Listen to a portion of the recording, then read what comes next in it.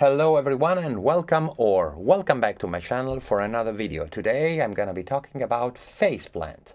It seems to be everyone's favorite synth. Andrew Wang has made a rave review about it. Dash Glitch seems to love it and makes lots of videos on how to program it.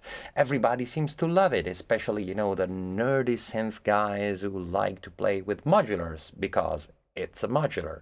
But is it really that amazing? Let's go and find out. So here we are with Phaseplant. As you would expect from a modular, I have nothing. And I can create modules here, or here, or here, which, will end up being generators, modulators, or effects, which is, well, kind of straightforward up to now. The most amazing thing about this synth is in the generator area, I can really modulate everything with audio. Say I want to, build two, I don't need to. Let's only go for, let's put them all in the same group and let's put a filter here. Let's say, for example, I can get the output of this filter and use it to modulate the phase of this oscillator here. So I get the sum of this oscillator plus this oscillator filtered here. They are both modulating the phase of the first oscillator. But then I can also decide that I get the output from the second oscillator, and which is now doing filter FM on the filter here, which I'll make a little bit steeper. And then I can, say, go and get this one and using this to modulate the phase of this other one. Let's make these all sine waves so that it's going to be a little less offensive. Then I can, say, get all the stuff coming out of this and use it to modulate the resonance of the filter, something which we're not really that used to see. It's somehow beyond the idea of FM feedback. And this is not only something you can do with the phase, but you can, I would say, quite safely do it with the frequency as well. You can do some real FM modulation with this shift parameter. It might seem like there's these three, which are three redundant controls for the frequency, but they're not redundant at all. This is controlling the harmonic. I don't know why they called it harmonic and they didn't call it ratio, because in FM jargon, that would be the name. This, which, traditionally or, kind of obviously controls the pitch in semitones, and this controls the frequency in hertzes. And it does it in a way that can also go into being it can send our oscillator backwards. It actually goes through zero, allowing you to do what is known as through zero FM, which is quite an interesting thing, and it's not so common in software synths. How crazy can it go? Really seems like a one-way ticket to the fart zone as far as I'm using it like this. But there's, more polite ways of doing things like this. I was just exaggerating for the purpose of exaggerating. Now, unlike many other synths, this also has a real noise generator.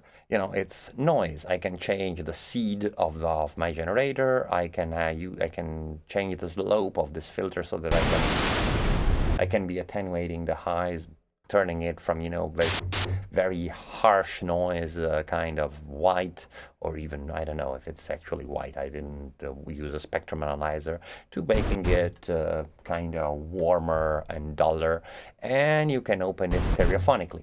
It's kind of cool. Also, you can have this sort of digital noise, which is also key tracked, or this other noise, which is key tracked as well, which is kind of nice. But and you can even go and phase modulate it. Have you ever thought of doing it? Phase modulating noise, whatever that means. It also happens to have a sampler, which is actually quite a decent sampler, unlike the ones you would find, like, say, in Vital or Serum, which are a little bit lackluster. This one has, I wouldn't say all you would want, but has lots of stuff. And it also comes loaded with quite a bunch of samples. See, and you can do all the things you can do on other oscillators with it. I can set it to unison and make it even follow chords to get some crazier results. I can make it loop and go in reverse, make it ping pong so that it goes forward and backwards. I can change the edges of it.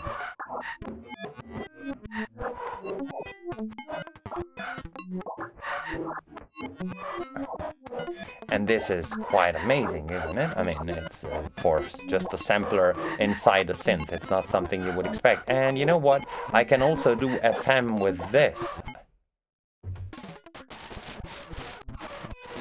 Dynamically if I want.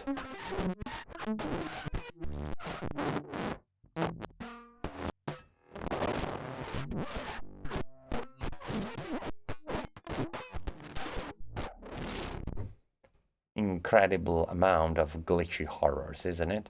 I can have this crossfade to control how the, to control the amount of the start and the crossfade, so I can, change how sharp it is, the beginning and the end of a sample are, which is quite useful in making, removing unwanted glitches. But here, there's no such a thing as unwanted glitches. It seems I'm deliberately glitching a lot. Now, before going into the things I don't like, let me show you a few patches I've made with it, just to prove I kind of did my homeworks and, somehow I really like it. See, in this pad, where I'm using a resonator and a comb filter basically as a flanger, even though they are, key following and, moving around moved around by a random generator, it's, I'm making some sort of a polite use of FM, and there's a lot of it that adds a lot of texture to the sound, and I find it quite nice and expressive, don't you? You can also, even though it's really not what it's most suited for, go for more simple subtractive VR type patches, and it does pretty good at them, right? And also those things I was doing earlier, like these crazy FM feedback things, can have their applications. This sort of kind of distorted block bass, you see, it's done having the output from the filter modulating a bunch of things, and the things above it modulating other things within it. And say, opening the filter creates this effect, which I'm quite sure you might easily guess has some applications. But what it really excels at, it's doing sequences. See, this sequence here has been making use of this LFO table, which is an amazingly nice modulator. Say, here, if I turn this knob, I can change the pattern of the bass. And it's not like it's something I can't do in other synths. I mean, in a convoluted way, going and editing point by point an LFO, you could do this in Serum. You can, in an somehow even more convoluted, but somehow easier way, do it in Vital, using a macro as a modulation switch and going from different mod remappings. Yeah, it's quite a long and complicated process. If you want, I can make a video about it. But here I can use every wavetable as a modulator. And that's amazing. You can morph an LFO like you would morph a wavetable. And that allows, since you have a practical wavetable editor, which, I mean, isn't the best I've seen, but really does its thing. It's really makes complex and articulate sequences a breeze. And if you are into sequences, you can make a lot more than that. You can easily make articulated and complex generative synthesis patches, which, you know, they can just keep going on and on. I have no idea what's gonna happen next. I mean, and I wouldn't say I don't care, but you see, this thing can keep going on and on, always different, almost never identical to itself. And in this case, it's also completely unclocked. So, and yeah, these are pretty interesting, I believe. You can go and check on Dash Glitch channel. He's made like a half an hour long tutorial on how to make patches like this. I could definitely not explain you the same thing, the same stuff in less than that. Or going back to pads and doing something kind of complex, you can use this whole sequencing abilities to give textures on top of your sound, and that's quite effective and quite interesting in my book. I really like it.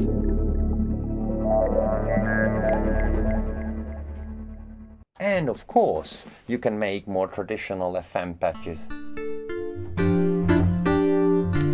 In this case, on top of the FM, of the kind of FM piano timbre I've made, there is also a piano note, an actual piano note, which, you know, makes the whole process kind of similar. I mean, I know I'm saying a heresy right now to the so-called linear arithmetic synthesis, which was very popular in the early 90s, actually late 80s. You know, it was the Roland D50. But yeah, I'm rambling. And of course, it excels for doing a kind of simple FM pianoid patches.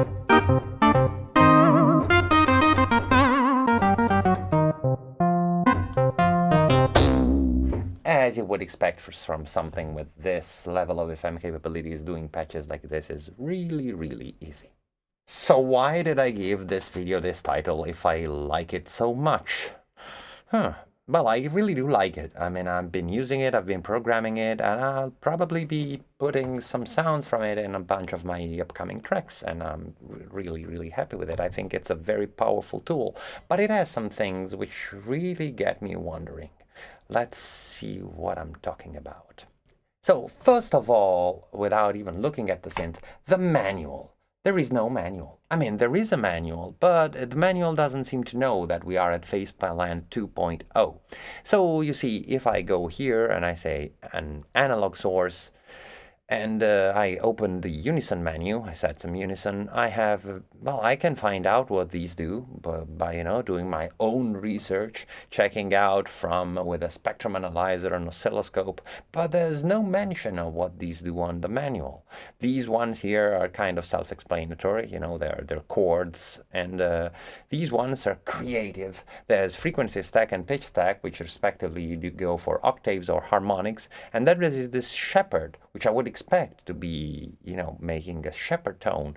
But if that's the case, I have no idea how, because the only knob, apart from this one, which we just now stereophonically open it, the only knob I can move around is this center. This knob changes name according to the, if we change the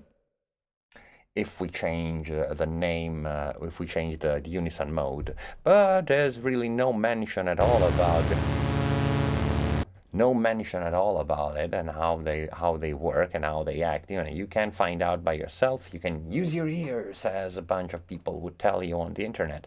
But and I can definitely use my ears, but since, you know, this is not a free synth, it's not something I'm left alone with.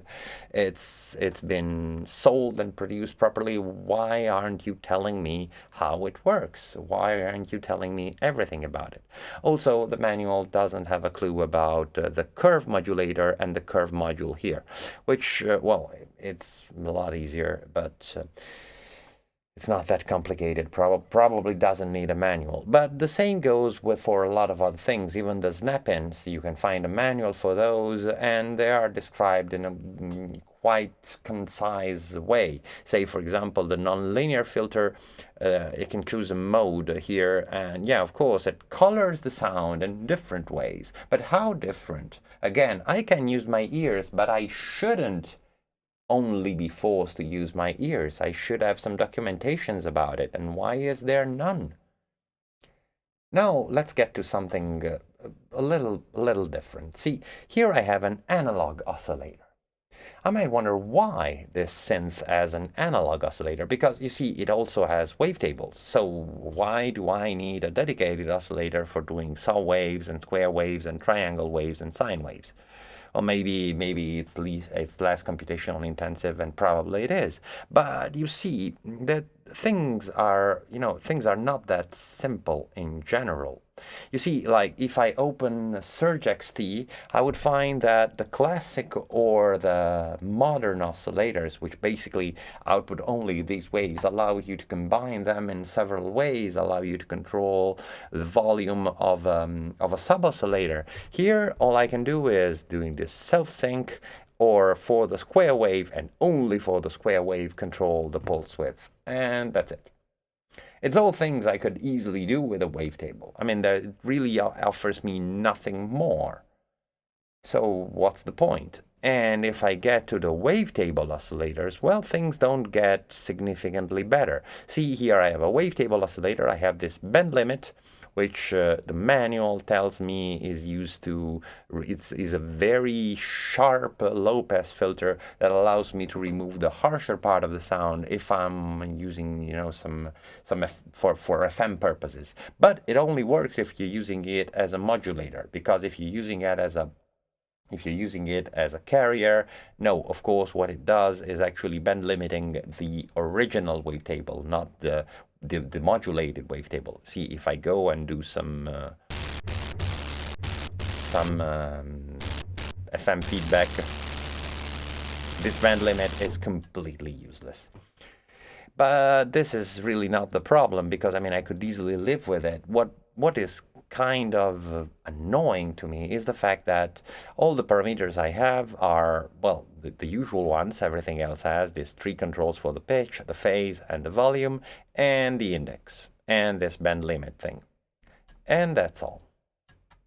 I mean, over 10 years ago, Zebra had two spectral menus to go and mess with the wavetables. Serum has a warp menu. Vital has two menus like that. Surge XT allows you to mess wavetables in a bunch of different ways, with vertical bias, horizontal bias, saturation within the oscillator, lots of things. And even the Virus TI, which isn't really a recent thing, had the possibility of doing wavetable PWM, or even having, those formant shift and formant spread controls if you were using the grind table or the formant oscillators. Here, nothing of the sort. All I have is a wavetable, and if I want something else out of it, I'd better edit it and change it. And the only parameter I'll be able to control is this one. And again, the unison isn't, a modulation source, in the sense that I can't even have the several voices having different points in the wavetable. If I want to do something like this, I'll need to make more copies of my wavetable, which is, I have a modular, I can do that, but it's not necessarily the most direct way to doing the things I would want to do. Then comes the routing. One of the things is usually quite easy to do and quite common in a synth is doing parallel processing. So, I get something out of an oscillator, and I want to send it, say, to two different filters. So I get a filter here, and then I wonder, how the hell do I send it somewhere to another filter? Well, I could, if I want to do that, because you see every group is strictly serial, I'll need to create another group with an auxiliary input, and then send this oscillator to this one, so that I can filter this thing. I can put another filter here. I could also copy the filter. That's quite a nice thing, by the way. So this is a way of doing parallel processing, so I can, say, pan them differently, have different filters acting on the same sound.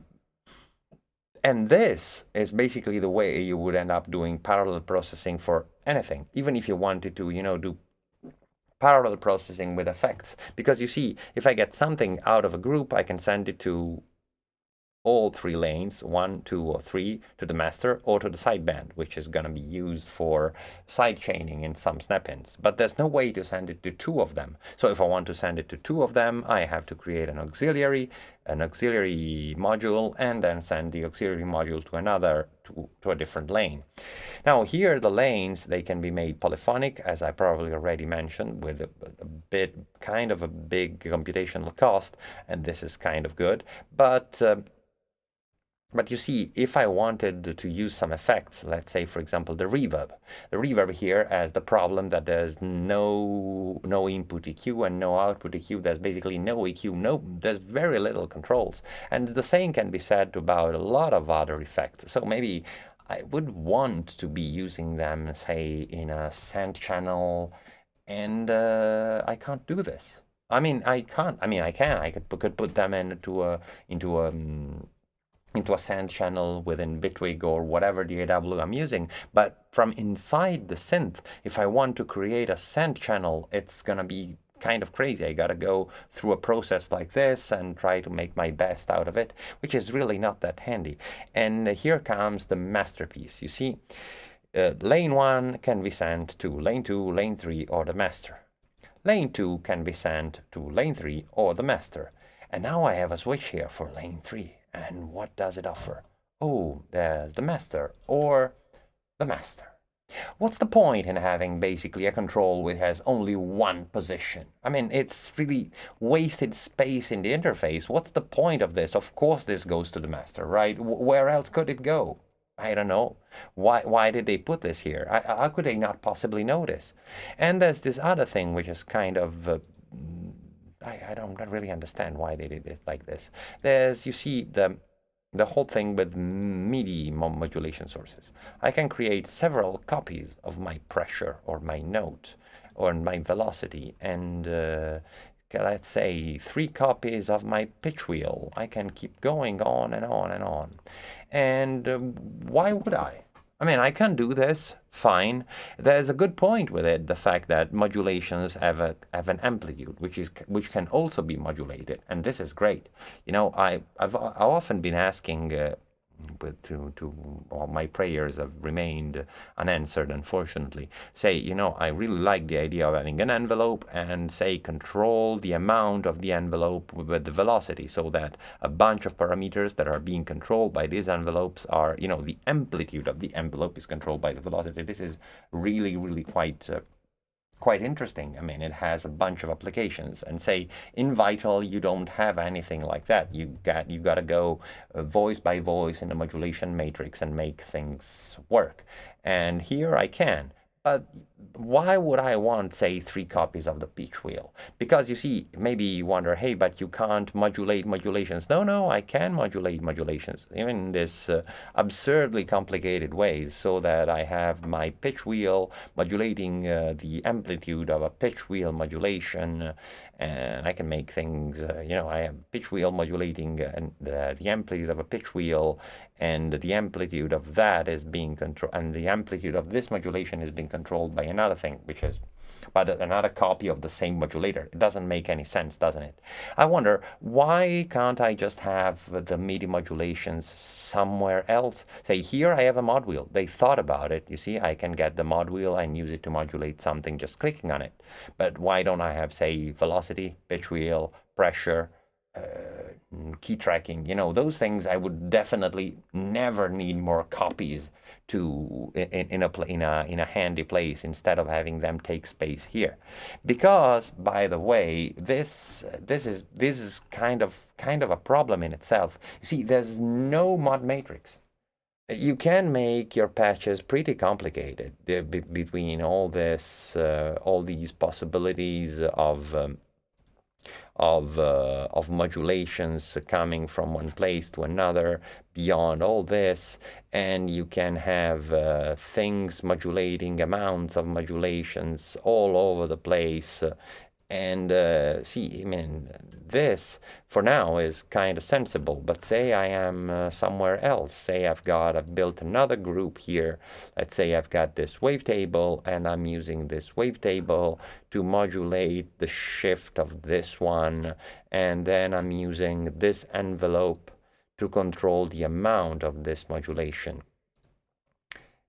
See, if I do this, and now I'm up here and then down here, if I say I want to see this, okay, there's something modulating this, and it is being controlled by something else. Cool, isn't it? I mean, it's so kindly scrolls to show me what this is, but I have no what the thing which is modulating the amount of modulation. But then I would have to scroll down, and I lost it. I have to find out what this is. It's really not that practical when you're trying to debug or study a complex patch, isn't it? And I really don't understand what the point is with not giving the synth, which is in many ways, in many aspects, a real powerhouse, a proper mod matrix. Why not? So I suppose I said everything I had to say. I've been ranting long enough about it, and let me know what you think about it. I mean, I somehow really like it, but I found these things to be really mind-boggling. I mean, how is this? How could they possibly do it like this? There's so many things which seems really out of our time. And well, I hope they might eventually fix it. You know, like they're not like Matt Titel. I can only ask him, please, since the synth is free and he's a one-man army. These are kilohertz. They're an actual team. They're an actual software house. They're doing lots of things, so they can actually work on stuff, right? And maybe you might ask why I've been so harsh towards the synth. And well, the reason is it's not a free synth. You see, I mean, this stuff goes, people pay money for it. People, including me, pay money for it. And, you know, I wouldn't expect it to be more than it is, more than it can be, but I expect it to be the best it can be. And there's quite I mean, even though in some ways it really shines, and I said it does, in some others it really falls short of logic, and that's what really gets me, I wouldn't say angry, but really makes me feel kind of let down by the people developing it. Well, I mean, I'm gonna be using it anyway. I mean, I'm surely gonna be using it anyway, but still, why the hell did they do it like this? So, since you've been hearing me discussing the synth and ranting about its shortcomings for now like half an hour or so, you probably like to hear me talking. Therefore, I ask you please to subscribe down here. If you have questions, perplexities, if you are mad at me for what I just said about your favorite synth, let me know. If you're not mad at me, please let me know. I would really like to have some words of comfort. Or even if you don't feel any of those, please leave me a comment just for the sake of the algorithm gods, because yeah, that helps getting my video more shared, get me more views, gets my channel growing up, and you know, that really makes me happy to little or no cost for you. Beyond this, you can go in the description and there's a link to my Linktree where you can find a bunch of other links to my Gumroad full of vital patches, my music, and other stuff I'm doing if you're into understanding what else I'm doing with my musical life and with my amazing sound design skills. So, all this said, thank you very much for your attention, and bye. See you at my next video.